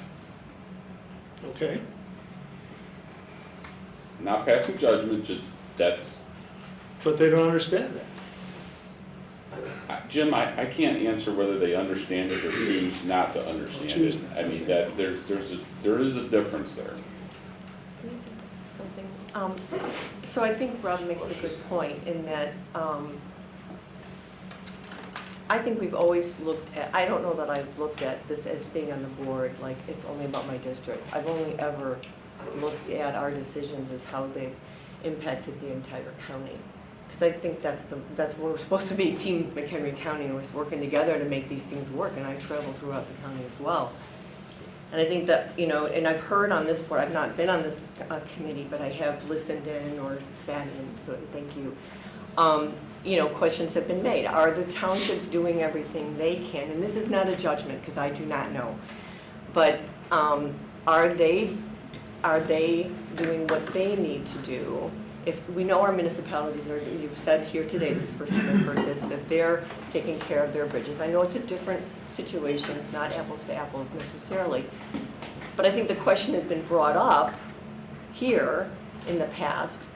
Are they, if we're gonna participate and we're gonna do the 20% match, and we're gonna use the tax levy that is spread across the entire county, and you've got other townships and municipalities that are levying to the maximum because they have their responsibilities, then if we're going to spread that money out to other areas, I guess the expectation is then everybody else is too, right? If it's gonna be really fair, then we're doing all we can in our little silo, they're doing all they can in their little silo, and then we take the money that we have available and we prioritize those projects and we get it out to there where it's needed. Right. But if a township, if a specific township doesn't want to do that, then I have less tolerance to try and help them. And that's my point. And I think that's my point exactly. Because unless everyone is willing, and it gets to this point of we run on, I'm gonna lower your taxes even though we know we're going forward and our expenses are going up. And we have these things that we have to do. And it is about being concerned about being reelected, but at some point, we need to, we talked about education. I think the education more is about our constituents and our voters and why we can't keep this promise going where we're never gonna raise taxes if we're gonna support these important initiatives. But so to me, that's the education process. We need to do this and that's why when you have to go out to a referendum and say, what was it, in order to get more money at the township level, it would be a huge campaign, but it would be an educational campaign about why we haven't been taxing in the past. We don't have the capacity. I know one township, they said they can, they have enough money to do 1 mile of road per year and that's it. Well, you're right, you're gonna never get done, right? But, so it is partly this, how do we educate people to understand why we're making the decisions that we are with regards to our levy? And I do agree with what Mike is saying here, in that, you have some smaller departments like planning where they're almost primarily funded through property taxes, so they're not gonna be able to, they don't have that capacity, right?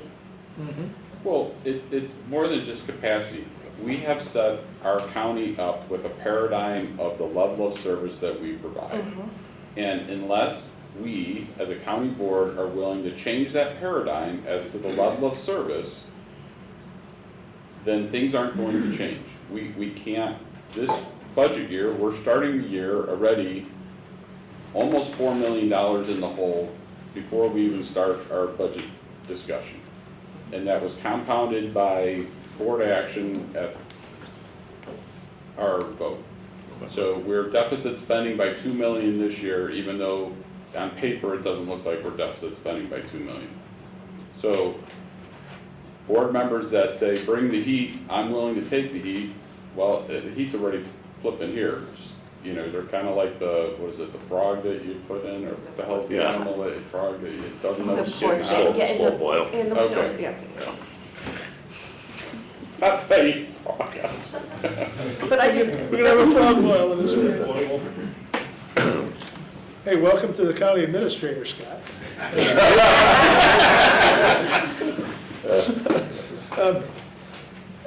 Warming up. So, all right, at some point, we've got to end here for this meeting, but I think we need to figure out what's our path going forward. I mean, I don't know, I'm just throwing out here, do we have like council of governments?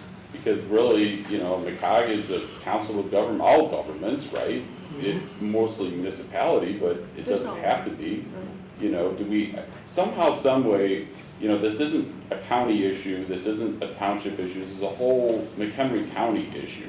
So, whether we form a task force or whether we have a special group or what, I don't care what it is, but we gotta have a path forward. McCog has a transportation committee.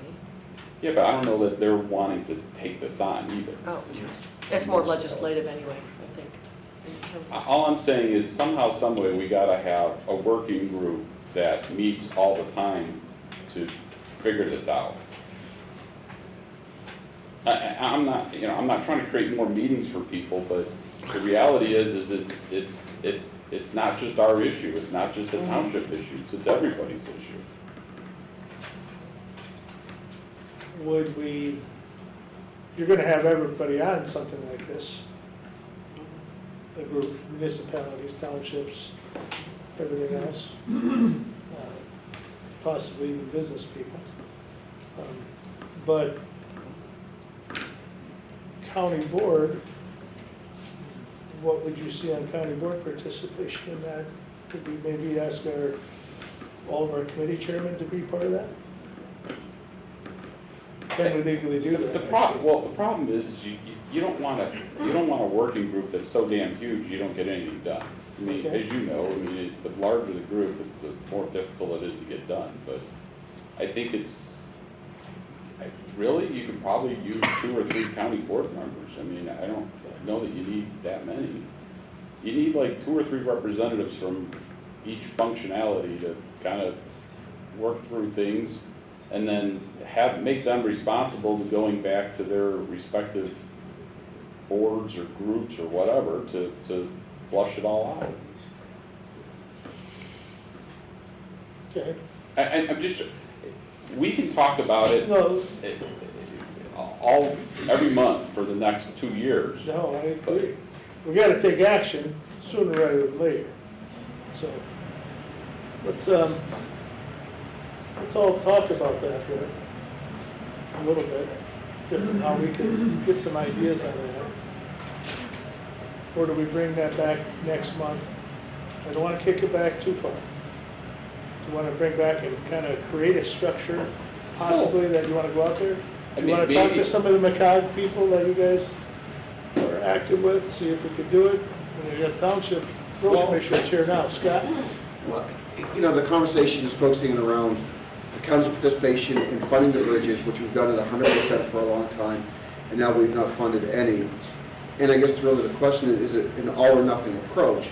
My suggestion would be, you're not gonna resolve that at this meeting, and you've got a whole county board that has to buy into it. But really, I think building off of what was being suggested, come up with a group, develop what would be a conceivable program to address this issue.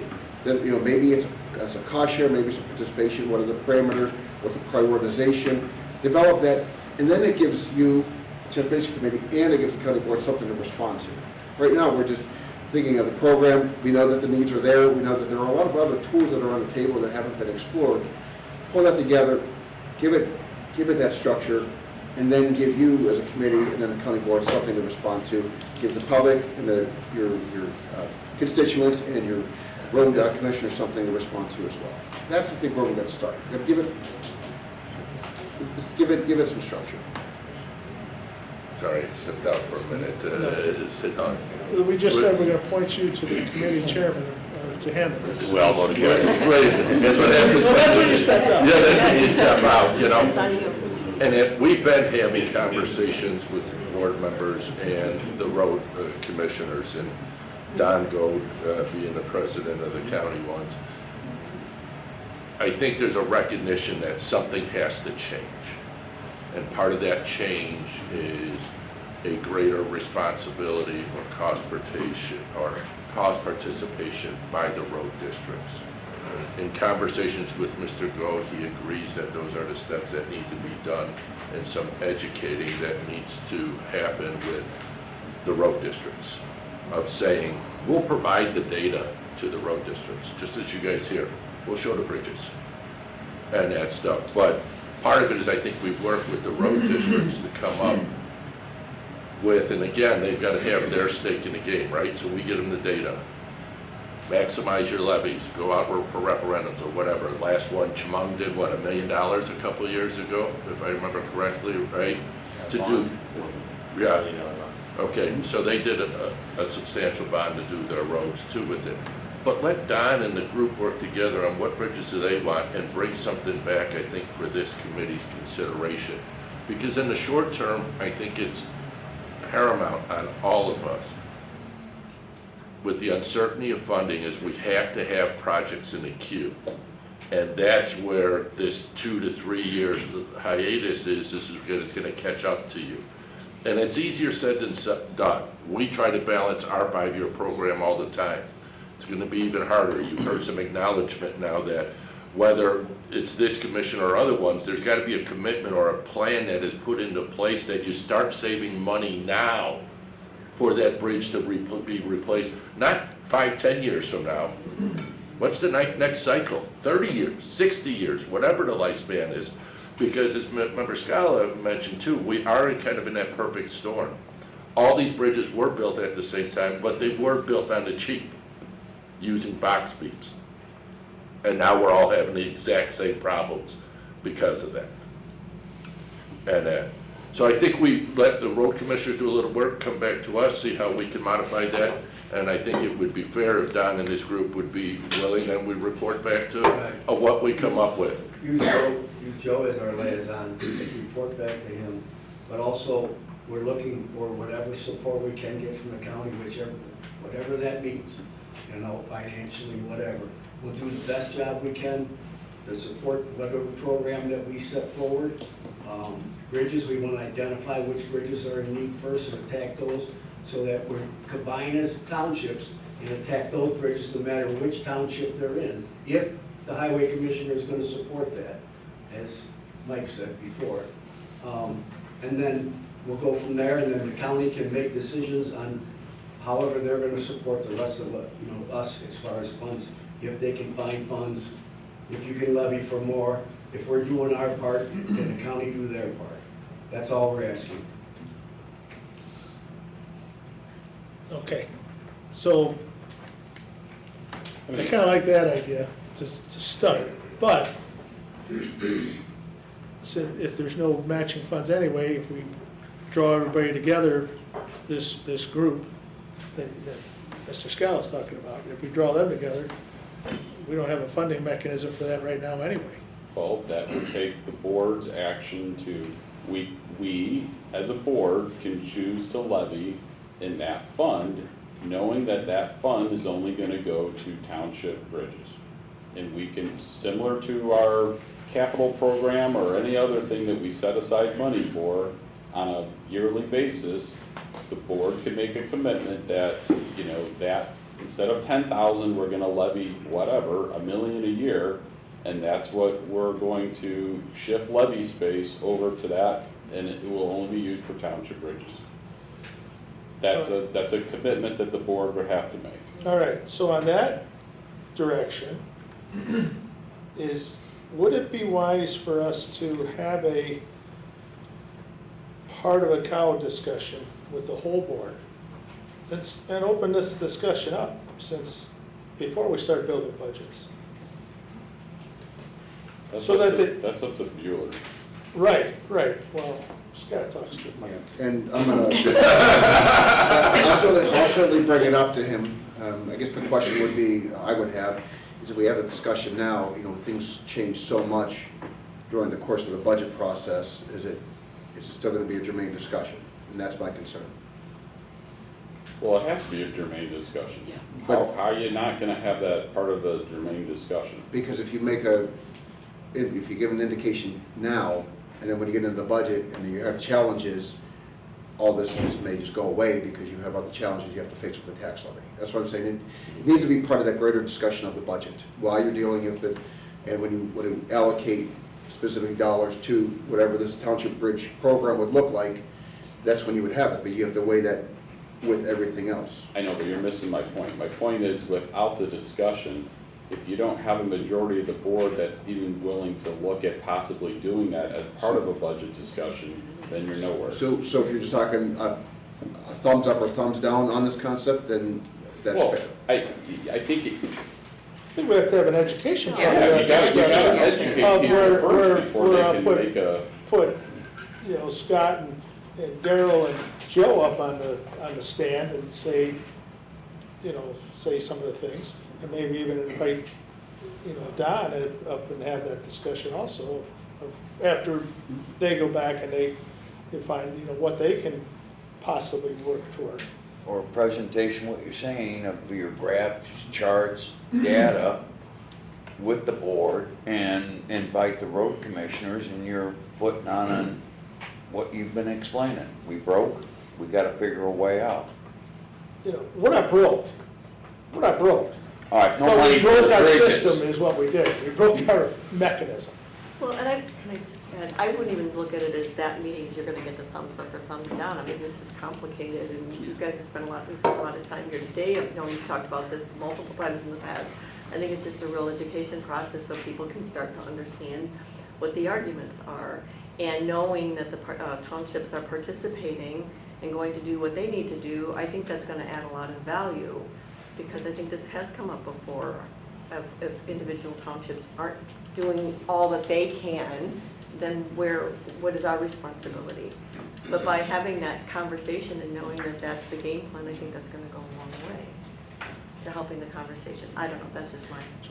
So with that, I'll talk to Chairman Bueller, we'll look at the cow agendas, because we do have presentations that come up periodically, and to see if we can't have one earlier, sooner than later, than just to present this issue, just present that information, and then be that education component that you're talking about. Don, how long do you need between you and Joe to get together with all you guys and have a discussion? And can you come to an agreement with all you guys? That's a hard discussion.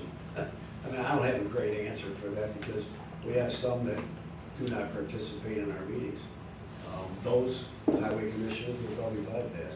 But in the meantime, support I was looking for the county for was possibly writing applying for some of these programs that are out there to fund these bridges and stuff. That's some of the support that we need.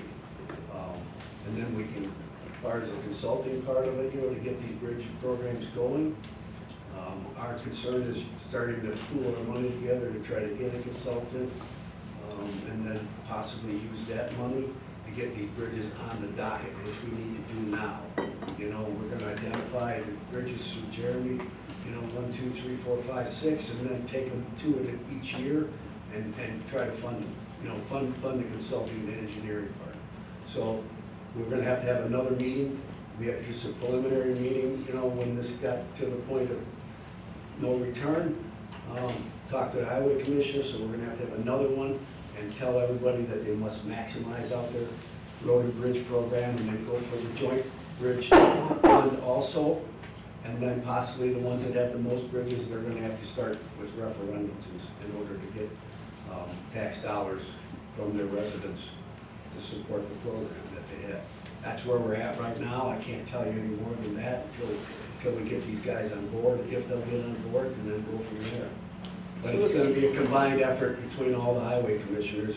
There's a few of them here now. Some of them don't have bridges and have excess dollars, but they're all willing to help somehow, some way. So the only problem that we have is you can't cross money between the lines of townships. You can't take our taxpayer dollars and put them over into another township, which is, that's death to the highway. Right, okay. So that's a problem. I mean, if we could break that barrier down, things would work a lot better. Paul? The 650,000 we talked about earlier, and we talked about engineering, phase 1. Yeah. I mean, that's something that Don and his guys gotta get together to, is that something that we could actually get started? Do we have that 650,000 Yes. currently, right now? That's we're done, yeah, but you don't spend it all in day one with it, but yes. Yeah, but I'm just, It's an annual allocation. okay. So That's at least the that's point something that they can start with. That's one of the things that we were talking about and that Don just alluded to with that. We've got the information for the different bridges. We'll give that to them and say, what 2 bridges do you want to spend? That's what we're thinking is you could get about 2 bridges in. For 650. Yes. Yep. And And maybe we want to there's some- dedicate that 650 for the next 4 years for 8 bridges. Right, well, we have to. Right. And that's state dollars. We would just show it in our program if there's a local match. If there's no local match, there's no need to show it in the program. It's handled just at a staff level. So tell them about the 2 other programs that the states are supposedly supposed to bring forward as far as the funding for the bridges. Yeah, there's some competitive grant programs the state's gonna be releasing that could be a funding option for the townships to seek federal funding or state funding through.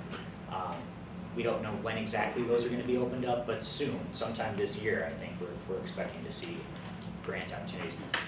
But like I said, I mean, you're better off, you have a better chance of getting that money if you've already started engineering, because you showed a commitment to doing that.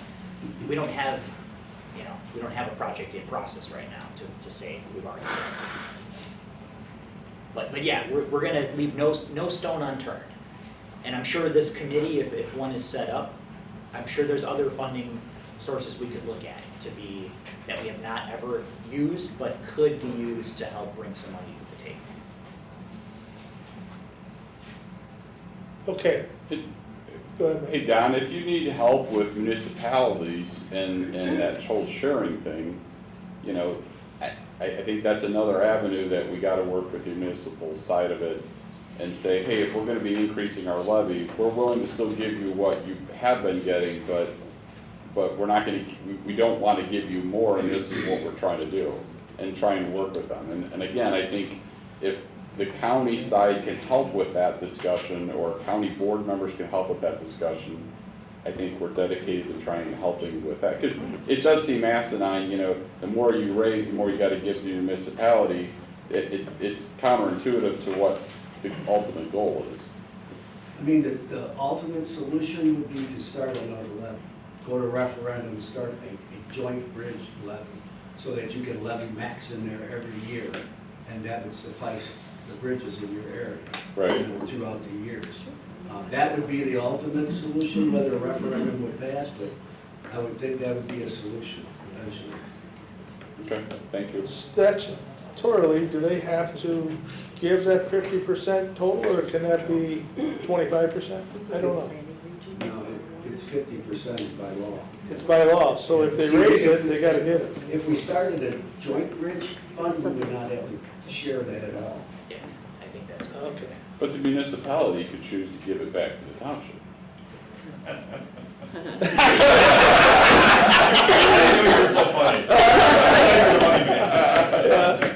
We all thought it.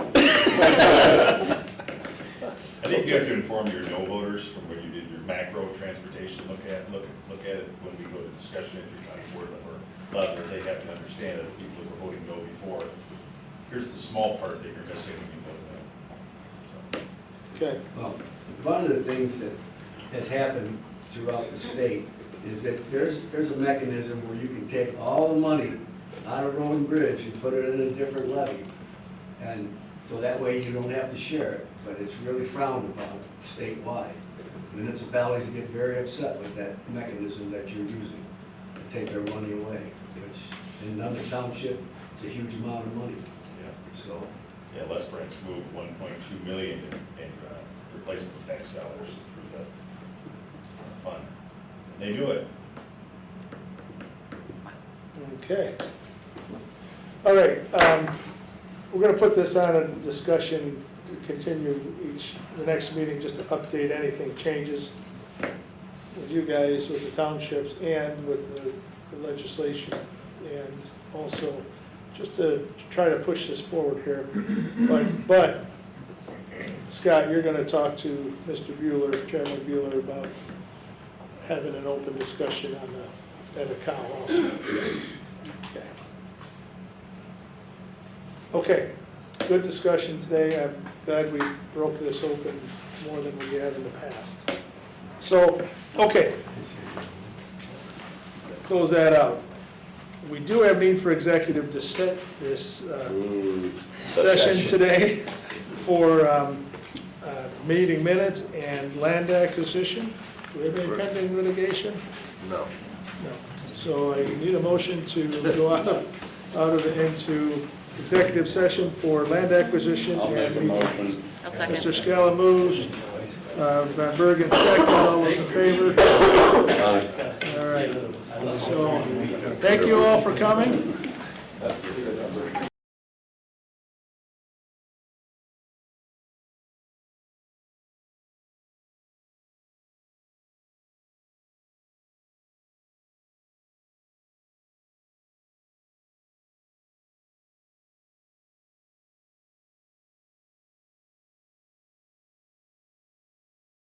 Second, Henry. Okay. I'll make a motion to go into open session. Tracy seconds it, all those in favor? Aye. Okay, we're back in. We don't need to roll call again, do we? You do. We do? Mr. Kaminsky? Yes. Mr. Kunkel's not here. Mr. Thomas? Yes. Mr. Sager's not here. Mr. Scala? I'm present. Ms. Van Bergen? Here, yes, And I'm yes. here. Okay, we're back into session. Now, to handle the executive session minutes, I guess I'm going to say I move to do all of the following. Do I have a second on this after I read it? The following executive session meeting minutes were reviewed by direction of the committee, will be forwarded to the state's attorney's office for review October 29th, 2025. Number one, part of the motion. Second part of the motion, the following executive session meetings minutes were reviewed by staff in the state's attorney's office, and per the recommendation, the following minutes can be released with noted redactions. The January 31, 2024, January 29, 2025, February 26, 2025, July 30, 2025, August 27, 2025. Third part of the motion is the following executive session meetings minutes were reviewed by staff in the state's attorney's office, and per the recommendation, the following minutes can be released in full. June 26th of 2024, April 30th of 2025. Do I have a second to that motion? Mr. Kaminsky seconds that motion. Anybody want to pull any of that off? Do I need to roll call this? Can I just say aye? I'll roll call it. Mr. Kaminsky? Yes. Mr. Thomas? Yes. Mr. Scala? Yes. Ms. Van Bergen? Yes. And I'll vote yes. Okay. Do I have, next meeting is on February 25th, 8:15. Do I have a motion to adjourn? Move. Mr. Scala, Mr. Thomas seconds. You know, I don't know why I said that.